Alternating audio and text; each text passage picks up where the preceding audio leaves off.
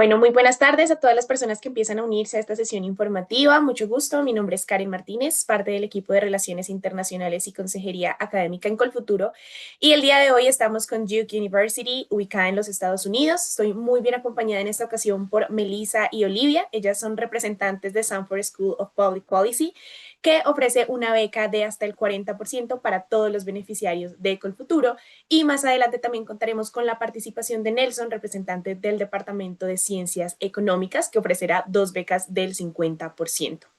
Bien, pues ellos van a compartir en esta ocasión toda su experiencia y su experticia y recomendaciones con todos ustedes para que puedan formularles todas las preguntas que consideren pertinentes en este espacio. Así que la invitación claramente es a que nos dejen en el cajón de Q&A cualquier inquietud que les pueda surgir y con muchísimo gusto se la transmitiré a los panelistas. Sin mayor preámbulo, Melissa, Olivia, thank you so much for being here today with us. We are so happy to have you here. You can go ahead and start your presentation. Fantastic. Thank you so much for having us. All right. Well, welcome everyone. Thank you so much for joining us today. Let's go here. Who is here today? Well, one of the individuals you're speaking to today is Olivia Anderson. That's me. I'm the director of MIDP admissions. MIDP stands for our Master of International Development Policy. And I am joined with... Hi, everybody. I'm Melissa McGinnis, and I'm the Director of MPP Admissions, which is the Master's in Public Policy. So we are joining you from Duke University, specifically the Sanford School of Public Policy, but that is within Duke University. And right here, this talks about the Duke difference. I actually graduated from Duke as an undergrad, so I'm very familiar and it's very close to my heart how special Duke is. As you can see, Duke ranks 6th in the U.S. News and World 2024 report. And within that, the Sanford School of Public Policy, we are number 6 in public policy analysis, number 3 in environmental policy, number 5 in health policy, and number 12 in social policy. So we can just certainly pack a punch.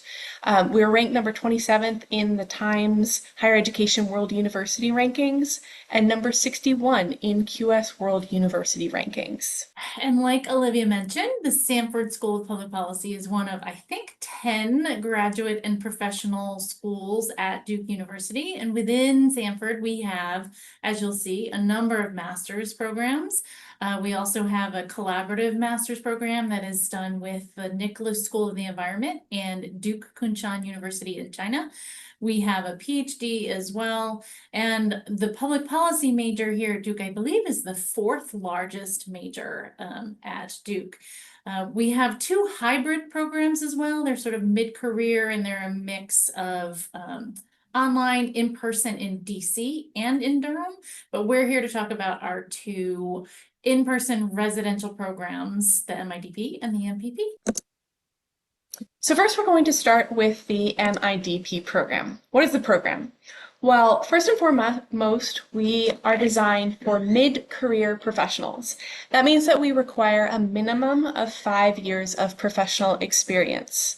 We are very interdisciplinary and self-designed because our students have already started their career. They have a much better idea of where they would like to take it, and with those goals in mind, they are able to self-select their courses to make sure that they are able to get the most out of the program. It's very practical in focus. We want to make sure that we give you the analytical tools and technical expertise to make a meaningful contribution to social, political, and economic development efforts. And it's also very impact driven. So we designed this program for those with a passion to dedicate their careers to impactful policymaking and public service. And then lastly, it's very, very global. We engage in cross-cultural dialogue with cohorts, often representing over 20 countries. And for perspective, our cohorts are usually only about 20 to 30 people.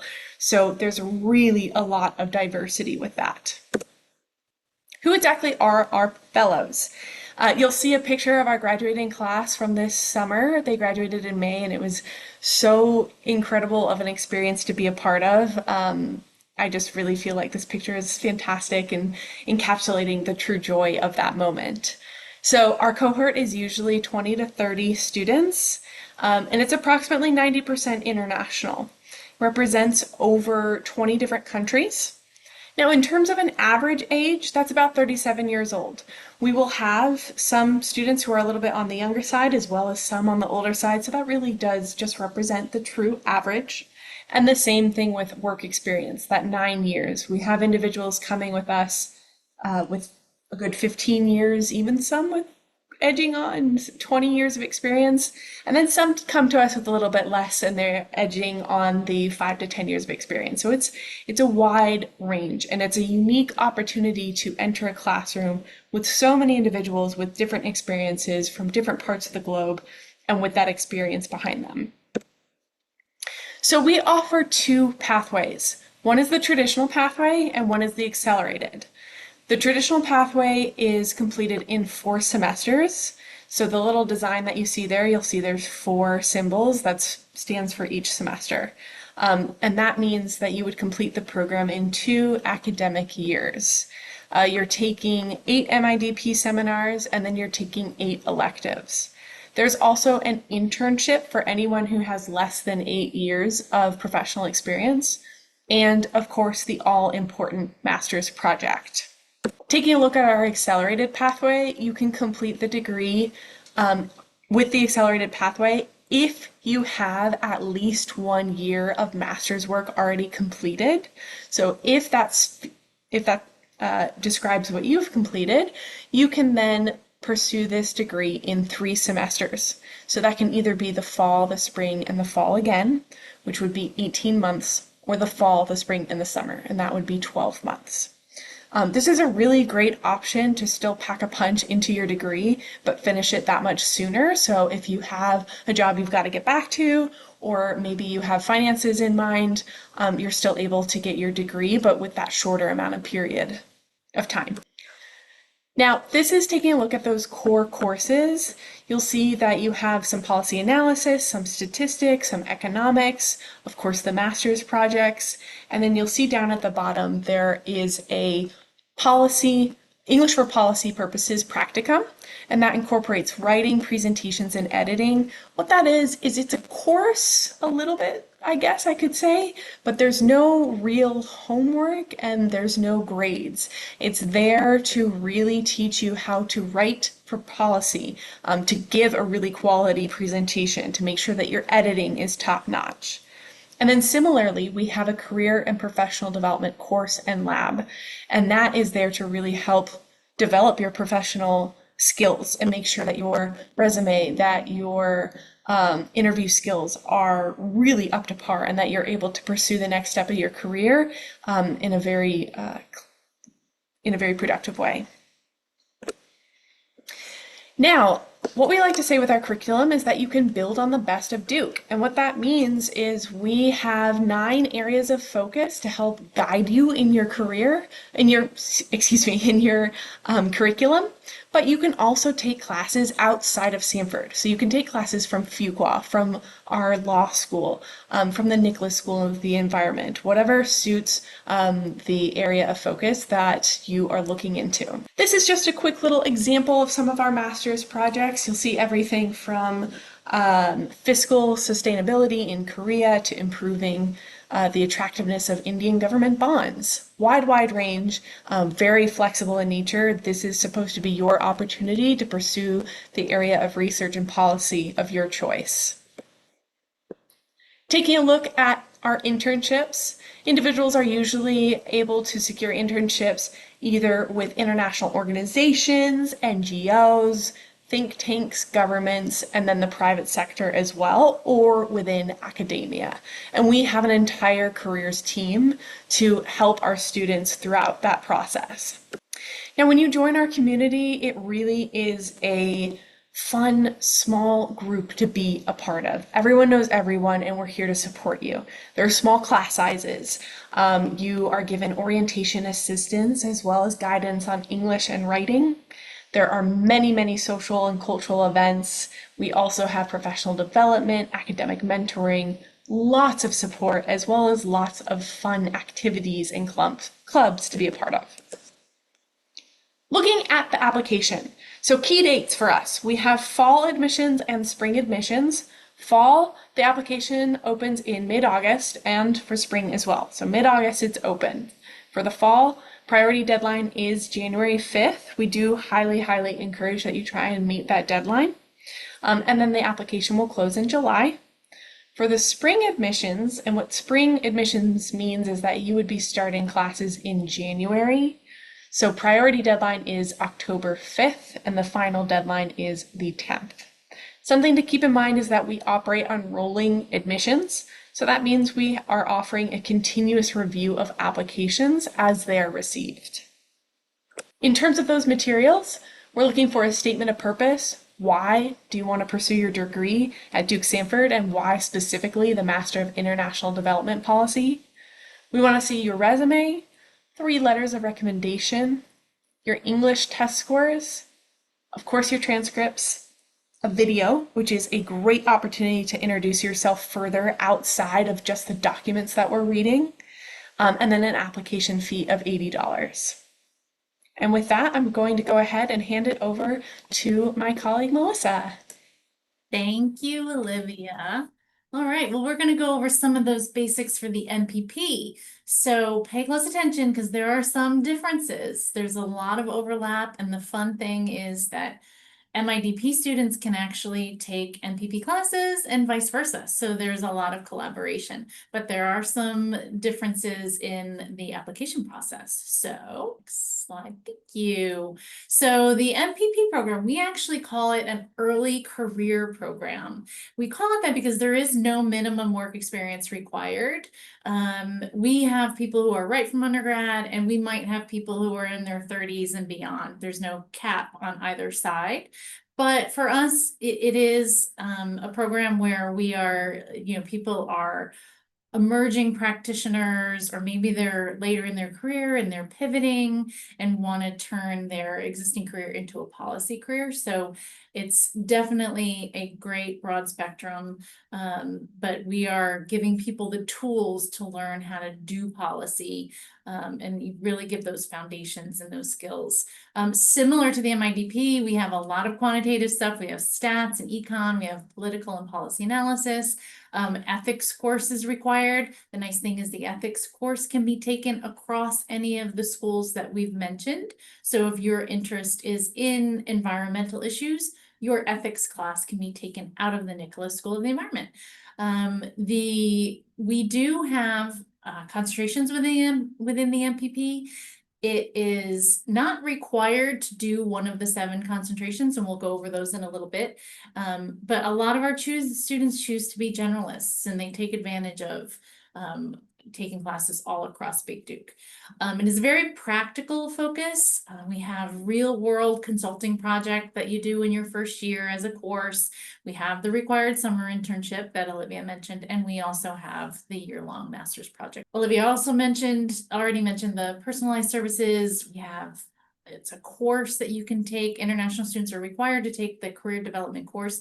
It's not for credit, but there are so many resources available, and you get that one-on-one attention as well. We have a wellness coordinator, and there's a lot of activities and support. So a little bit of an overview. Sorry, I don't have a fun class picture here, but our cohorts are on average about 80 students. We've had less, we've had more. Obviously, things around like COVID and all of the things have changed the dynamics a little bit. Our student body is typically around 30% international. Again, give or take, depending on the year, depending on the applicant pool and the profile of that applicant pool.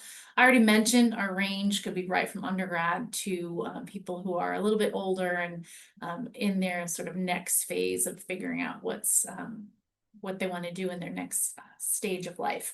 Again, we don't require any work experience, but we do recommend that people have 2 to 6 years of post-undergraduate experience. That just strengthens the application. All right, and here is our pathway. So the curriculum requirements, the MPP is a little bit more linear, where you go through the different core, and that sets you up for your future electives in the program. So it's 2 years, which is 4 semesters. It's full-time residential, and you have to do 51 credits. A course is typically 3 credits.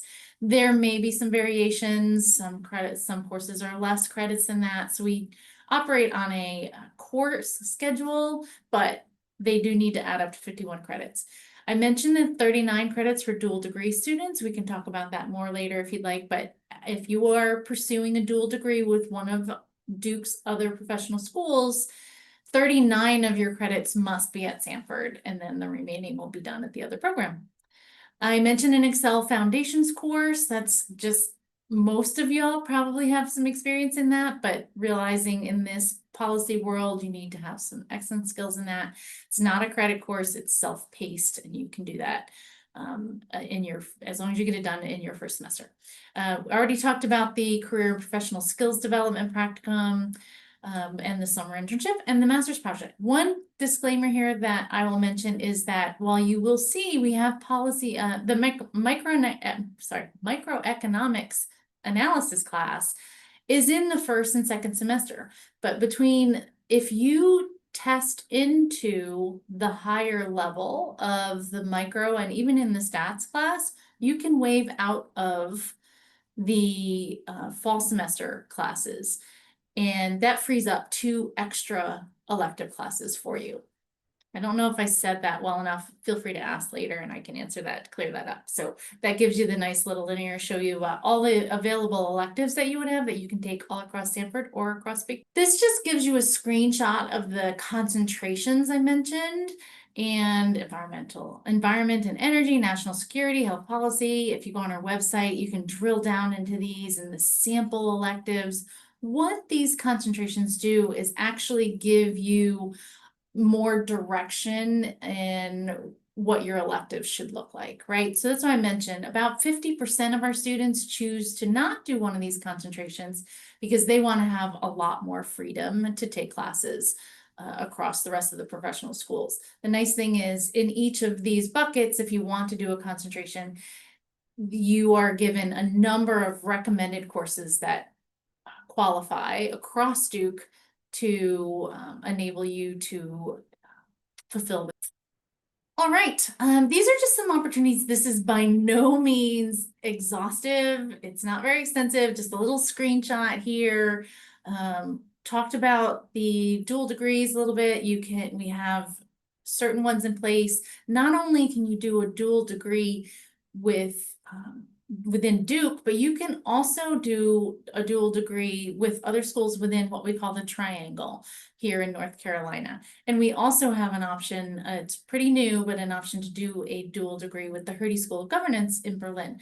So there's multiple opportunities, but do keep in mind that you do not have to be a dual degree student to take advantage of the courses and opportunities at those other professional schools. That's just part of the regular curriculum as well. Mention the master's project. We have an option, at least in the MPP. I don't know if this is brand new this year. So you can actually do 2 different tracks. And typically the master's project is with a client and it's client-based, but we are now offering a different track where you can design your own capstone. So that's definitely tied to your concentration, and it has a couple more research based deliverables, and you take an extra course or 2. Still practicing on that since it's just going live this fall, but it's another option and shows you the freedom and that you have within the program. We have a lot of other cool options. The Duke Global Policy Program is actually happening in Geneva right now. It's a week-long program, and our colleague is over there with that program. Different than the Hertie dual degree, we have a Hertie exchange program. So you can spend a semester in the first semester of your second year at Hertie in Berlin, Germany, and their students can come here.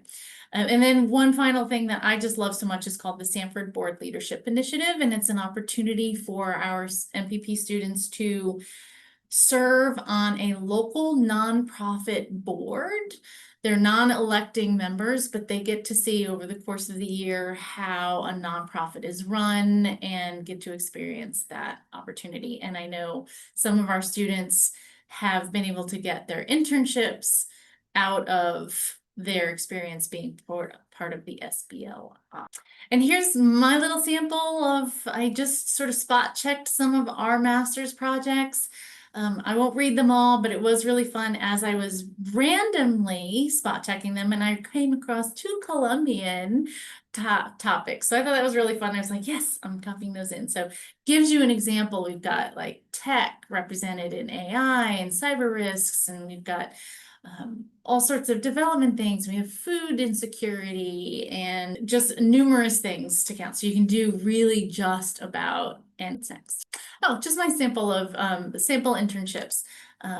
So this shows like some sample employers. I think these are actually last year's, so this may not be just over time. This may be from last year. The different locations, like the IFC, the World Bank, and even Duke University. So some people actually end up doing, maybe they're doing research projects here on campus in the summer. So all sorts of different things. People do local as well, working for the city of Durham, North Carolina, all sorts of things. You'll see in the sample of sectors, and again, not exhaustive, but it just shows all of the different topical in the different sectors that people do their internships. And this would really apply to first jobs out of the MPP as well. So just broaden this a little bit. And these are the kinds of things that people actually end up going on to do as their first step in their career post-grad. All right, and so this is where we have some differences. So pay attention if you're not sure which degree you want to apply to, but we have for the MPP, our application opens at the same time. We use the same application platform. Our deadline is January 5th. It is not rolling admissions. So we have one deadline. So you must get your application in by then. The decisions go out in early to mid-March. Sometimes they go out as early as late February, but we can never promise that because it's a lot of work depending on how many applications we receive. So yeah, decisions go out in the middle of March, typically at the latest. And then admits have typically until April 15th to respond to that offer. You would know in that offer what the funding options would be as well. And just some key materials, again, online, our website would definitely go over these in more detail, but we have this little statement of purpose. We're going to have an additional statement of intent for dual degree applicants.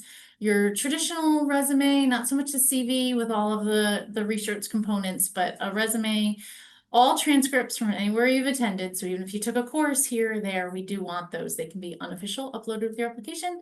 3 letters of recommendation, a mix of academic and professional, depending on how much work you've had or where you're coming from.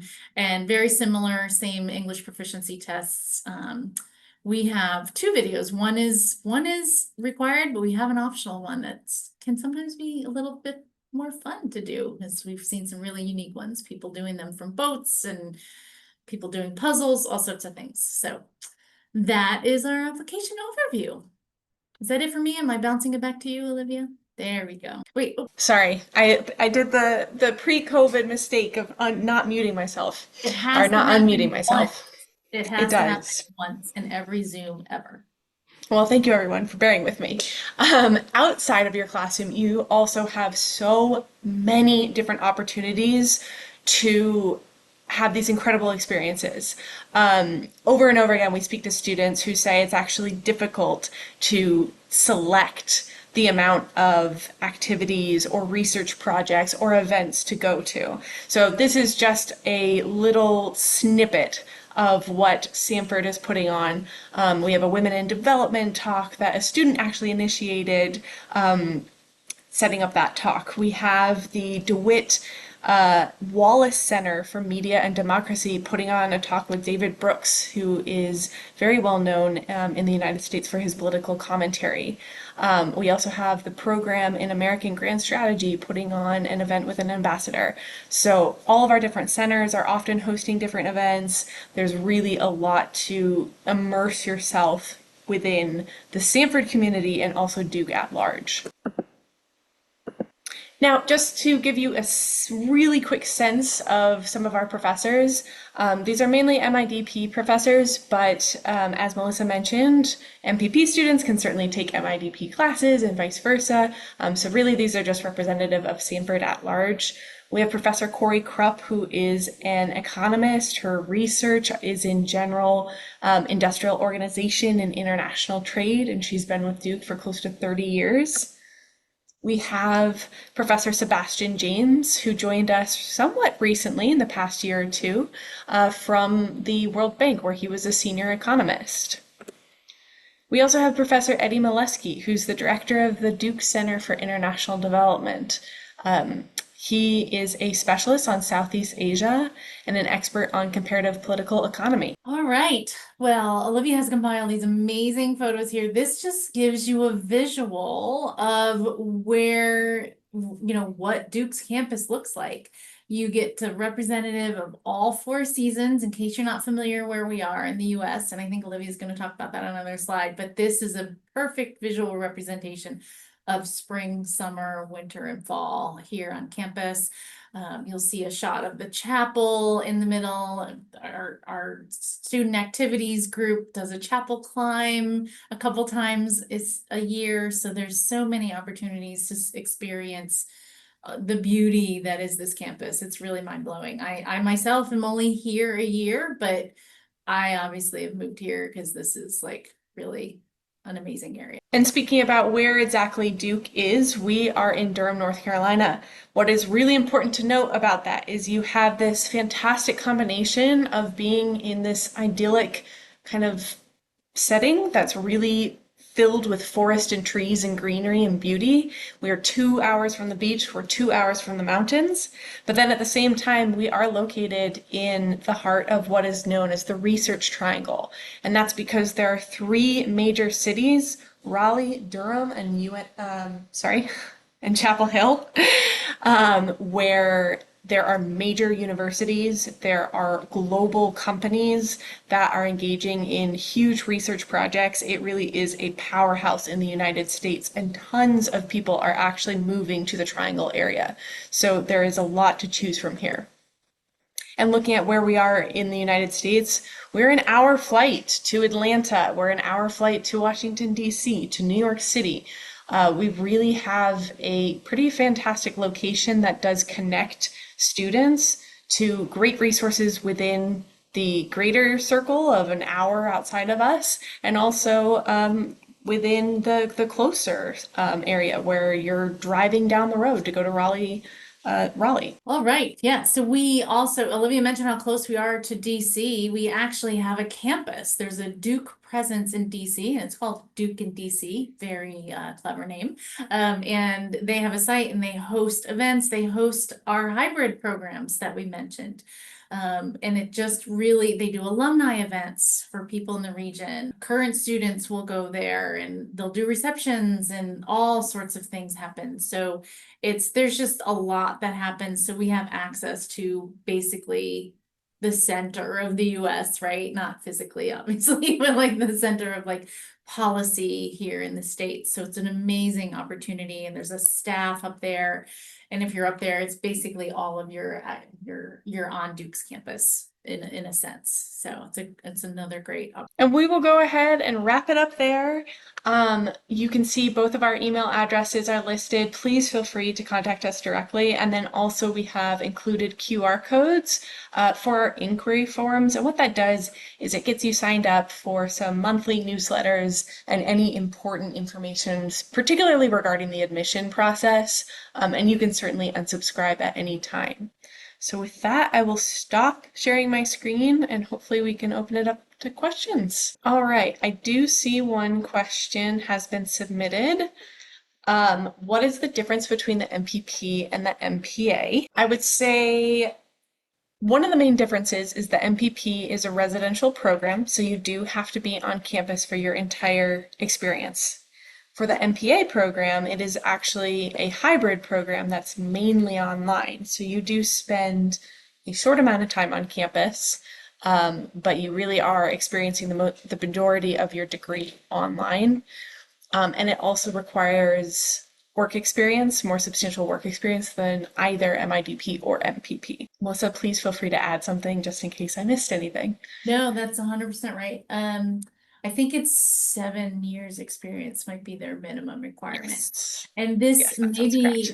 going a digression from what you might be asking, but while you're doing research on your graduate degrees, don't worry so much about the nomenclature, like the names of the degrees. Drill down into the curriculum and their offerings and what their core looks like. Because, I've been doing this for over 30 years, not at Duke, but I've been doing in the public and international affairs space. And there's MPAs and MPPs and MIDPs and MIAs and MSFSs and all sorts of things. And we're all sort of in that same vein. So just keep that in mind. Definitely drill down to the curriculum to see.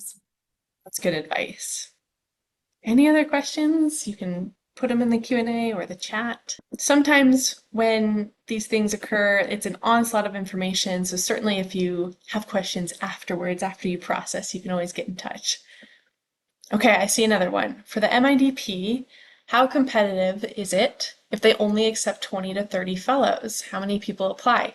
This is a great question. So first of all, let's take a look at that number of 20 to 30 fellows. That is the total number who actually join us in the fall. So we accept more than that because not everyone who's accepted ends up coming to us. So we have usually anywhere from about 150 to 200 applications. It really depends each year, and it depends each year on how competitive that pool is. And each year we really do evaluate each individual based on whether they would be a good fit for the program or not. So it's not looking at your application based off someone else's, We are really good at knowing who's a good fit and being able to kind of give out those offers in a way that allows for quality individuals who are a good fit to come and join us and end up with that 20 to 30 total class. So it's always helpful to be aware of that, but at the same time, make sure that you're focusing on your own application, focusing on the program itself and making sure it's a good fit, because we certainly feel that when we read your statement of purpose and all the other materials that you're submitting. Don't be shy. Feel free to ask questions. And also did our economics person mention arrive? Is that Nelson? Are you? I am, yeah. Yeah. We can give you time to do your session and hopefully we'll have time for questions. As you wish. I can defer to you if there are more questions or take it over whenever everyone is ready. Yeah, I would say go ahead, right? And then people think of their questions and we can answer them when you're. Okay. That's my opinion anyway, right? Go for it. Okay, if there are no objections, then I will take over. Hola a todos, estoy muy contento de estar aquí. No hablo español, mas soy portugués. Los idiomas son muy parecidos. So my name is Nelson Tsai. I am Director of Graduate Studies for the Masters in Economics at Duke University. And the way this will go, I will share a few slides with you. I will talk about our program. I will talk a little bit about Durham and the area we are located in. And finally, I will say one or two things about the current political situation in the United States in case you have any concerns about that. And I will share the experience in our program and with our students. This is a view of West Campus, a view of our university. On the background, you can see the Duke Chapel, a landmark in our campus. Let's start with a few details about Masters in Economics. The program nominally is 2 years long, but it can also be completed in 3 semesters. I would say that about 15% of students complete it in 3 semesters, the rest in 4 semesters. More people could complete it in less time, but they choose to stay for 4 semesters. The program is STEM designated. That has some implications in the United States about on the length of time you can spend in here after graduating. Now I'm going to do something that I should not be doing at this point, which is my computer is running out of battery. So let me grab a charger very, very quickly. Here I am. Unexpected things happen at the worst possible moments. As I was saying, STEM designated program, it means that you can remain in the United States for up to 36 months after graduating without the need for a work visa. Our cohort size is about 60 to 70 students. This can fluctuate year to year, but most years it falls within this range. It is a very international program. 90% of the students are international, as a matter of fact. The application deadline is January 15th. We do not have rolling admissions, so we'll start evaluating all the applications after January 15th. And typically, we expect to have decisions made by the end of February, sometimes a little bit earlier, other times a little bit later, depending again on the number of applications that we get. Let's see what else. Admissions. What can I share with you?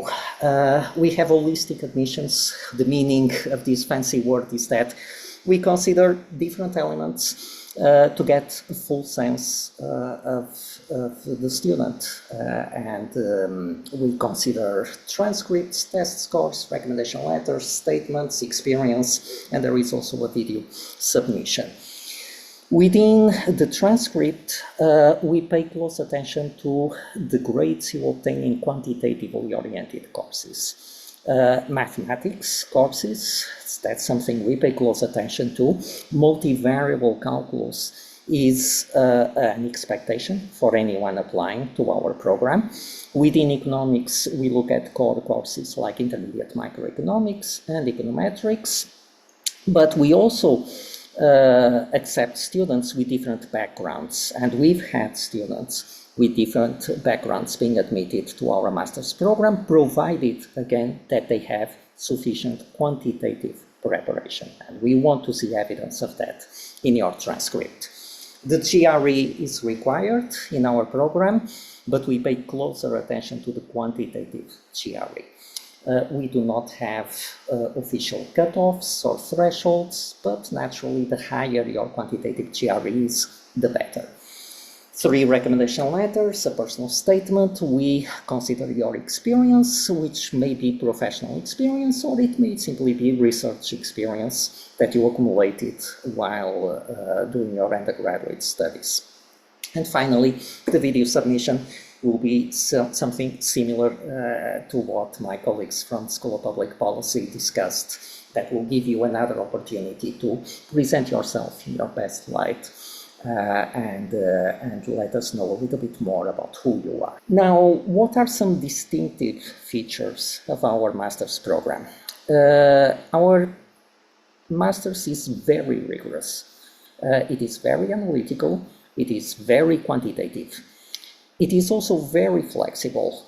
You need to take 10 courses to earn your degree, but only 5 of them need to be taken in the economics department. You could take all of them in our department, naturally, but you can also take courses in the Department of Mathematics, Statistics, Computer Science, the School of Public Policy, the Business School, and all these can count as electives towards the degree. So there is not a fixed curriculum that I would share with you. You have a lot of flexibility in making your choices. You need an econometrics course, for instance, but that could be an introduction to econometrics at the graduate level, or it could be time series econometrics, or it could be applied microeconometrics, and so on.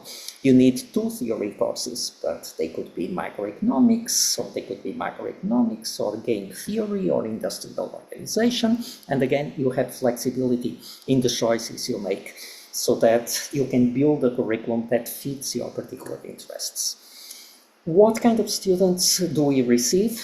2 types, mostly. Those who are thinking of pursuing further graduate studies and applying to PhD programs, and those who want to go into industry careers. And we have resources available for both these types of students. For those thinking about PhD programs, you can look at our masters as an enriched pre-doc experience. And I say this because a lot of our students work as research assistants for faculty in our department, on top of taking their classes and developing their own independent projects, research projects. We have a vast alumni network, not just at university level, but also within our programs. We have a LinkedIn group with our former students that has more than 500 elements, and that is an excellent source of connections, in particular for those planning on going into industry careers. And you can network a lot within that environment. A few financial considerations. There are application fee waivers available, but we still need to make a decision on what students will, what countries actually will benefit from that. And I cannot share right away if Colombia is included on that, but you can check with me later when we get to the fall semester. Students pay tuition, are responsible for living arrangements. Our agreement with COLFUTURO means that you are entitled to a 50% tuition waiver. Now, this is the baseline tuition waiver we have, but if you have competing offers that are better than this and that give you higher financial support, then let me know.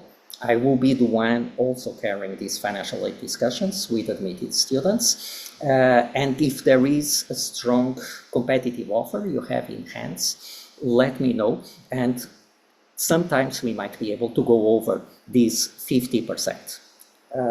And this is in addition to the support that COLFUTURO would provide you with if you are accepted on COLFUTURO's side. There are also other earning opportunities in our departments. About 60%, a little bit over 60% of our cohort typically works at some point during the program, either as research assistants or teaching assistants. Many times within the department, most times within the department, but sometimes in other units at Duke, at the business school, for instance, or even for a faculty at School of Public Policy, because there are economists working there who sometimes need research assistants as well. Finally, we have a very active social environment. There is a group of students, second-year students, who form what we call EMAC, the Economics Master Students Council, and they organize lots of social activities for students, and also professionally oriented activities that bring everyone together, and you have some examples of that in here. Now let me share a few statistics with you. As I said before, we have students going into industry, students going into a PhD, and the split is roughly almost 50-50. Slightly more students end up following an industry path, but more than 40% of students end up applying to PhD programs. Not just PhD programs in economics, but also related areas: public policy, finance, quantitative marketing, accounting, and so on, mathematics as well, even psychology. We've had a student recently applying to and being admitted to a PhD in psychology at UCL. So a wide variety of fields, which again comes from the flexibility we have in our curriculum that allows people to explore different interests. As I said, people are expected to take at least 5 of the 10 courses in the economics department, but then they can take classes elsewhere. And you have here the actual statistics of where people are taking their courses. This comes from the previous academic year, 2023-2024. 53% of the courses our students took were master's level economics courses. 13% of the courses were actually PhD level courses. Several of our students take the PhD core courses that are offered in our department alongside the PhD students. And it's not uncommon, as a matter of fact, for the best students in the core PhD courses to be our master students. Part of it is that they have a bigger incentive to do really well in these courses because of the signaling power this carries to their applications later on. But we have students taking courses in the computer science department. EIS, there in the middle, those are English for International Student courses. Depends, not everyone needs to take these courses. Some students may need to take English language courses, but that's not very time consuming in any case. mathematics courses, political science, public policy, statistics, and others. BA, right at the beginning, those are full core courses. PhD level courses in the business school. Again, in marketing, finance, accounting, decision sciences, and so forth. A few examples of courses. I am not listing the economics courses because you'd find there all the usual suspects that you are probably familiar with.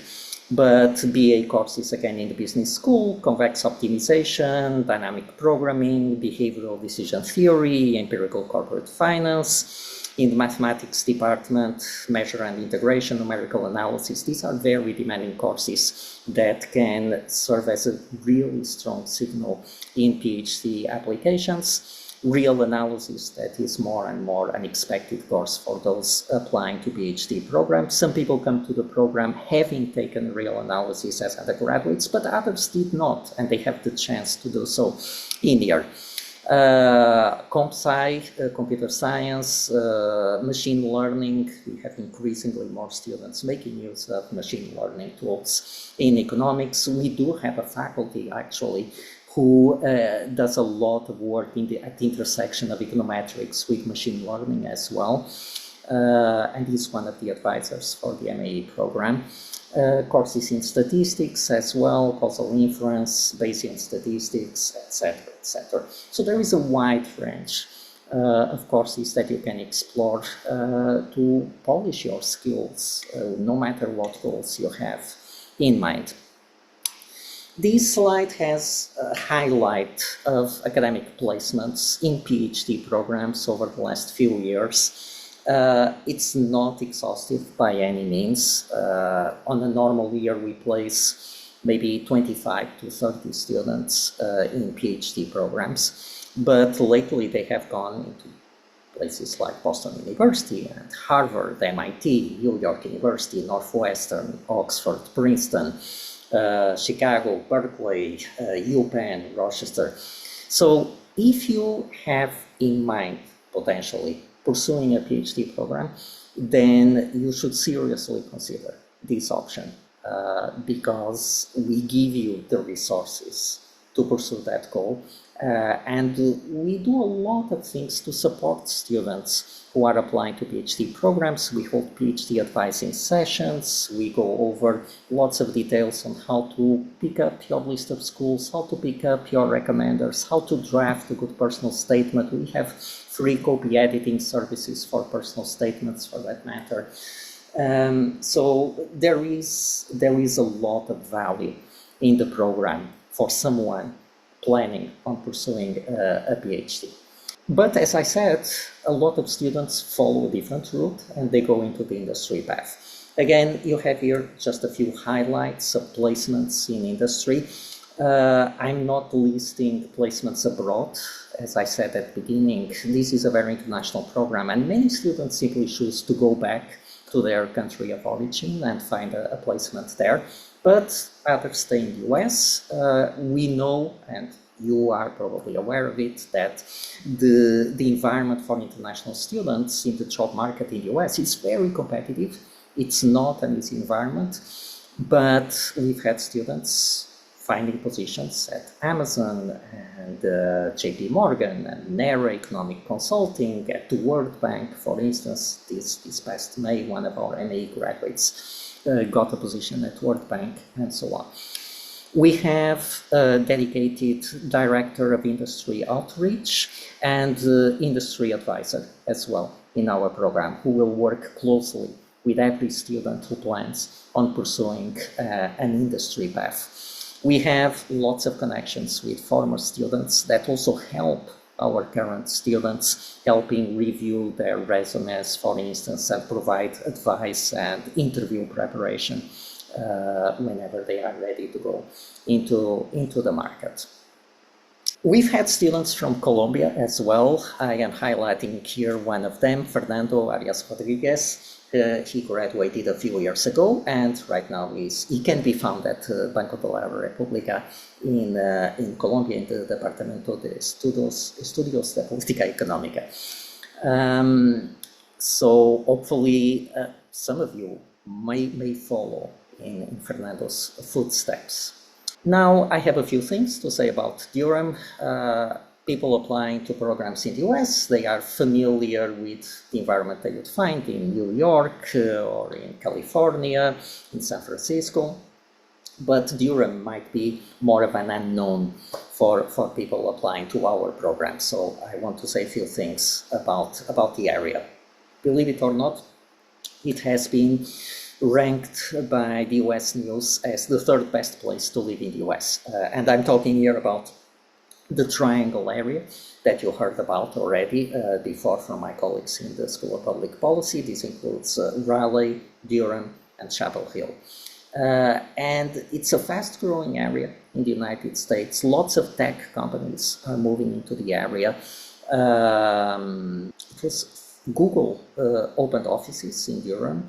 The other one, I think it was Facebook, one of the big tech companies, or Meta, that opened offices in the area as well, or Apple, I'm not sure now. Now, Sarapiduk Gardens, this is one of the biggest public gardens in the US. Actually, you have more than 8 kilometers of pathways, and this is just behind the economics department. You just go down the stairs, cross the road, and you are in the gardens, and you can often find there our students talking with faculty there, and I've taken many of our students, our master students there whenever I need to talk with them, and the weather is inviting. Let's see where do we are. Duke's Limor Center. Duke's Limor Center is the biggest such center for these primates in the world, and it's always worth a visit. Sports, Duke basketball, even for those who are not very interested in sports, you can easily see that the environment is really special, and it's a worthwhile experience. Baseball in Durham. For those who like hiking, the American Tobacco Trail has about 22 miles of paths where you can bike and run. Broadway shows also available at DPAC, that's Durham's Performing Arts Center. There is a restaurant scene, and we are very close to the airport from where you can fly anywhere you want in the US. It's a really short flight to New York, to Washington, to Boston, all these in the West Coast. And finally, if you need more information, feel free to reach out to me, feel free to contact me. I'll be happy to address any questions you have. As promised, very last thing I was going to say, you may have heard about political environment in the US, and you might have questions about that. You might be concerned even about how wise it is to come to the United States. So I want to say a few things about that. We have had no students so far in our programs impacted by the current policies we are observing in the US. We've had no issues so far with visas, with the ability for them to stay in the US, to stay in our program, and quite a few of them have secured their jobs in the US, and they are going to start working either this summer or they started already after graduating in May. We have not had any news of admitted students coming this fall who have seen their visas refused so far. It could still happen, of course, but I have heard from no one that they were refused a visa. Of course, there is always uncertainty. We cannot make any guarantees with anyone, but so far, from our point of view, it's business as usual. The programs are working as usual, and so I strongly encourage you not to be discouraged from what you may see and read. Also, the university as a whole is extremely welcoming of international students, and there is a very strong international presence in here. The university is welcoming, and the surrounding area is extremely welcoming of international students. So we do not have that kind of issue around Duke, in Durham and in the Triangle area. Also because there is a strong international presence in here, and we've not had any problems with that.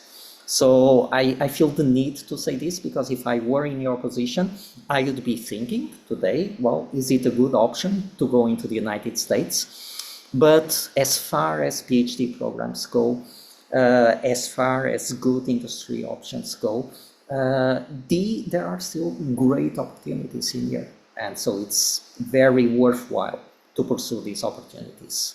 Things can change in the future. General recommendation I give people when they talk with me, have backup options, of course, always, but seriously consider coming to the US because we are ready to receive it.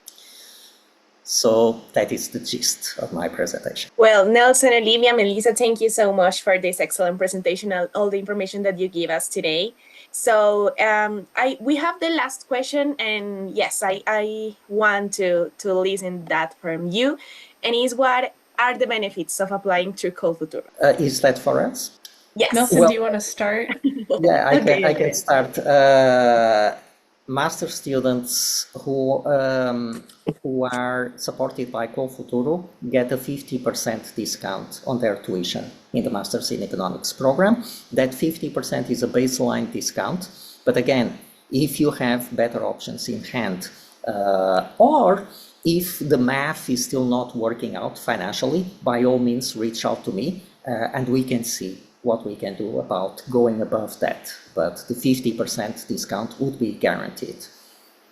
On top of the support that COLFUTURO provides Colombian students, and that's something that Karen can address. And for individuals applying to Samford, we provide a tuition scholarship of up to 40% who are applying through COLFUTURO, and then of course in addition to the benefits that COLFUTURO brings as well. Thank you so much again, Nelson, Olivia, Melissa. I really hope to see you in the next opportunity. And bueno, para todos los estudiantes también que están conectados en este espacio, la invitación es a que contacten directamente a los representantes de las diferentes facultades de Duke para que puedan resolver sus inquietudes directamente con ellos. Olivia, Nelson, Melissa, thank you so much and have a nice day.